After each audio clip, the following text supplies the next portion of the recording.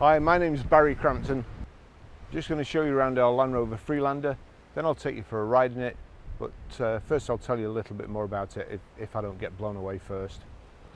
It's a Freelander 2 2.2 TD4 XS 4-wheel drive. It's a 5-door, 2010 on a 60 plate. It's done 103,935 miles. The MOT is until the 22nd of the 7th 2021. Fuel economy: urban 38.2 miles per gallon, extra urban 50.4 miles per gallon, and combined is 45.6 miles per gallon. It has a 0 to 60 time of 10.7 seconds, a top speed of 112 miles per hour, out of 150 brake horsepower, 4-cylinder, 16-valve engine. Road tax is pretty cheap. 6 months is £107.25 and 12 months is £195. So we've got the front parking sensors, xenon headlamps, high pressure headlamp wash, plenty of ground clearance at the front, and you've got the front flaps there to stop water splashing over your windscreen when you go through a big puddle. 5 twin spoke alloy wheels, the silver grille on the side there, power folding door mirrors, the sill protector and the back mud flaps. So we've got the electric tailgate release from the remote, plenty of room in the back, split folding rear seats. I've just taken the rear load cover out of this vehicle to put in another one that was sold that was missing, so we'll try and get another one for that. You've got 12-volt power socket there. All my camera gear's in the boot at the moment, but it's got a full-size brand new Firestone alloy wheel underneath there.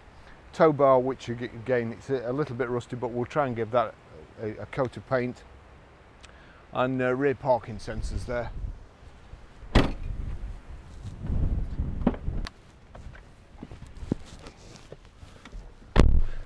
Plenty of room in the back, nice high seats. The headrests are pushed down to give you better visibility when you're reversing, and through your mirror of course. But I'm assuming this is actually vinyl, not leather, and Alcantara, but really nice and comfortable. It's not been cleaned yet, it's just as it's come in. It's come off an old customer who lives local. It's got a great service history, which I'll try and remember to cut into the description, or I'll look in the handbook, see if it's there anyway. But it's a great price range car, very handy, and proper 4-wheel drive Land Rover, and safe too. It's got airbags in the A pillar, the B pillars here, the C pillars. It's a really nice car, as I say. Great value for money. I'll just take you for a drive in it.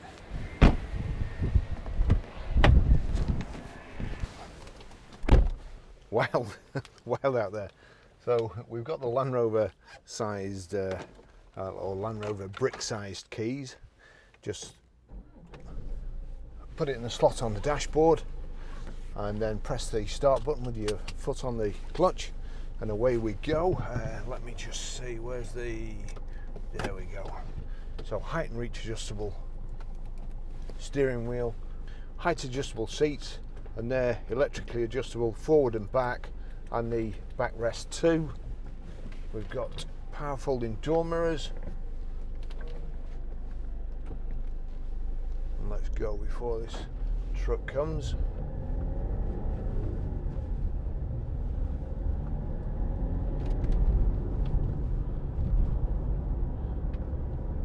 Six-speed gearbox, nice Alcantara seats, proper handbrake, cup holders. You have your terrain response switches here, cruise on the steering wheel, and your audio controls, and also your telephone. We've got sat nav as well. If I just click that, navigation, you've just got to agree you're not going to get distracted, and then the nav comes up.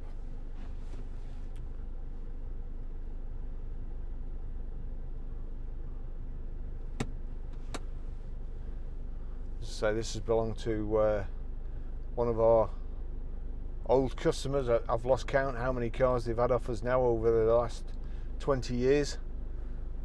But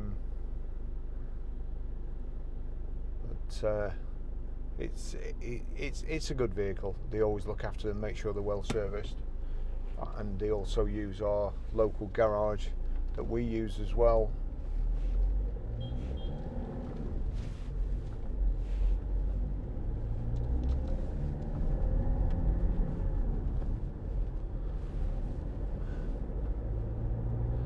And this is I live by the river, and it's extremely high today. So this is the kind of vehicle I like to come home in, because sometimes around here, especially this road here, it gets flooded, so I like a car that's well off the ground. And this does feel like a proper four-wheel drive. I've said it in other videos, but the Freelanders feel like a nice Defender, one of the old ones, nice and solid. Feels like they could go anywhere. To be fair, they're actually easier to get off road as well, I would say, than a Range Rover. They're just probably about the right size, not just too big like a Range Rover is, and very, very handy vehicles. Got electric door mirrors and electric windows, remote central locking. The rear seat has the Isofix child anchor points built in.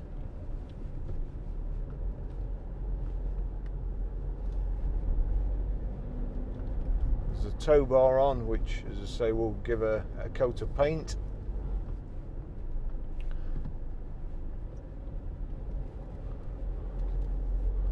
I think it's just being used for towing a trailer, nothing else. And the lady's husband, he'll be texting. The lady's husband is a plumber, and he's saved our lives on many occasions. Andrew Ball at Preston, if anybody needs a plumber, honestly, I can vouch for him. He really has saved our life several times.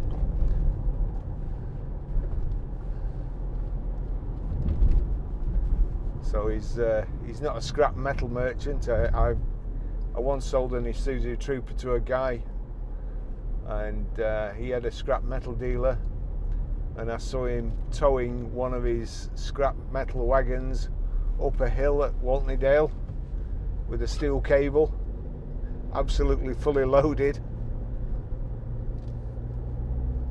So I think the clutch is okay on this anyway.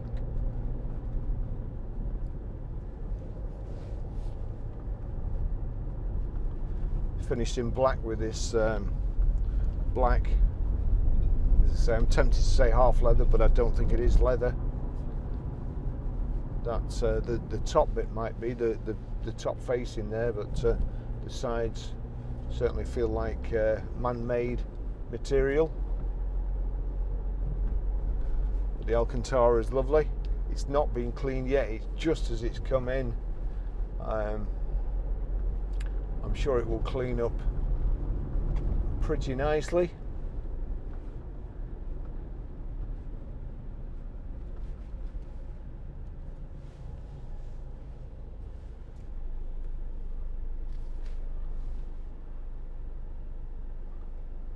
I'm an idiot, I've gone the wrong way.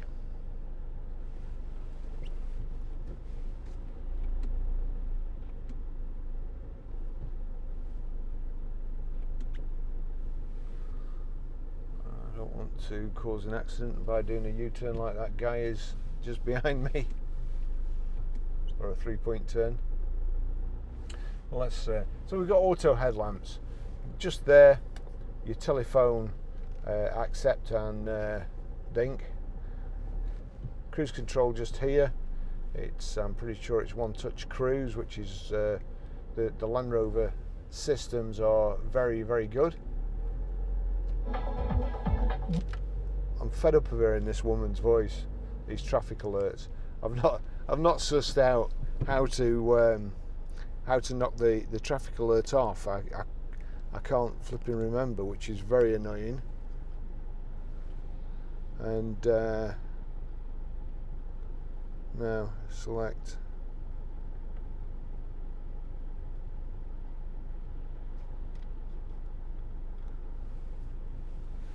And of course it's the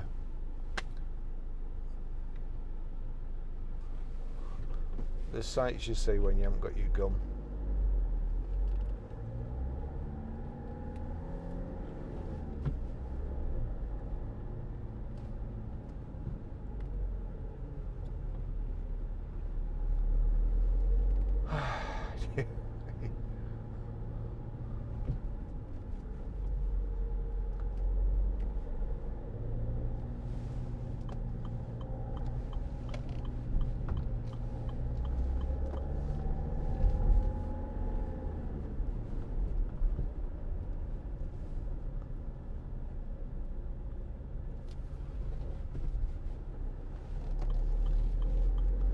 Well, sadly we'll have to leave Blue Bunny Head.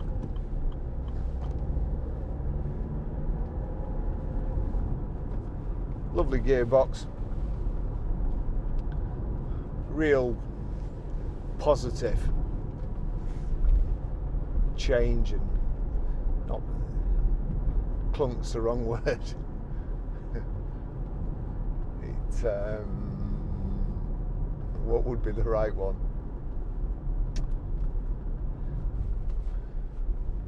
I don't know. It's also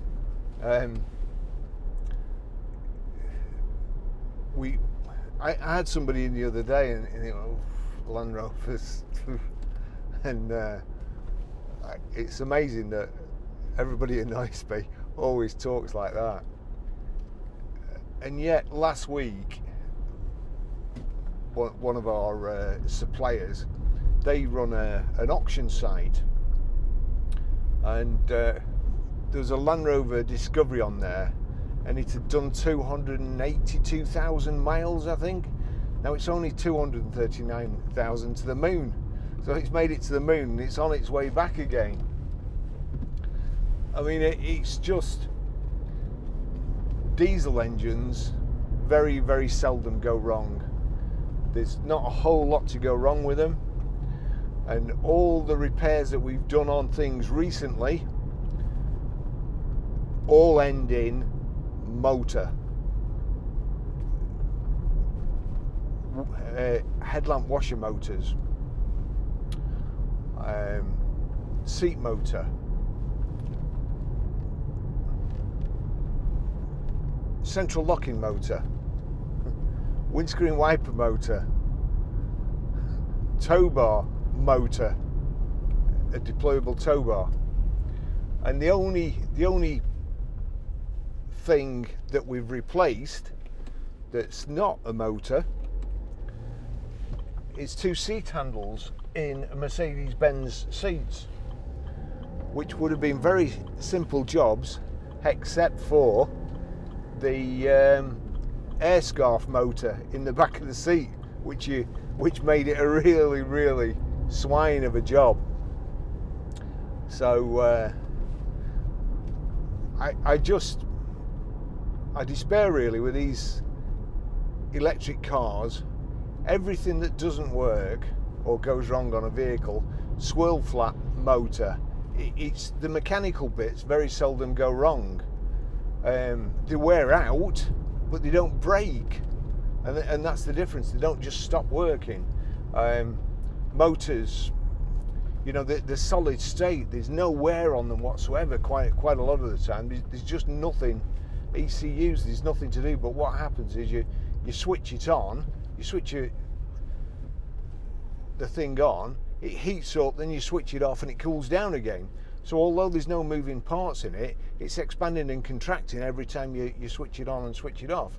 Hence why you get these dry joints, solder joints breaking, and things go wrong that shouldn't go wrong. So all I can say is Land Rovers, we have very few problems with them.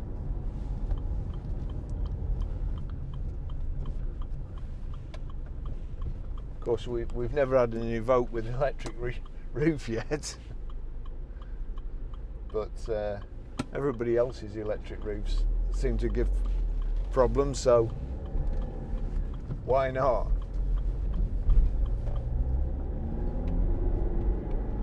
Anyway, the point is, we sell lots of Freelanders. They're great cars. They're sturdily built. There's just outside our garage, there's been a dip that they repaired. They had dug the road up years ago. There's a culvert under the garage, and it used to keep flooding, so they dug the road up. And when they put the road back, of course, they didn't put it back at the same level as the rest of the road was. So consequently, there's a dip just outside the garage. And I'm forever picking pieces of spring up and rubber blocks, bump stops, things like that. Normal cars, or bits of the spoiler off the front. And of course, they come flying up here, go down this dip and up the other side. The suspension bottoms out and it breaks the spring. So if you've got something like this that's made lots of travel, it'll just keep going. I don't think we've replaced a spring on a Land Rover, and I can't remember ever replacing a spring on a Land Rover. So you know, that's one of the things to say. But you can imagine if every time you went off the road your spring broke, they would get a bad name.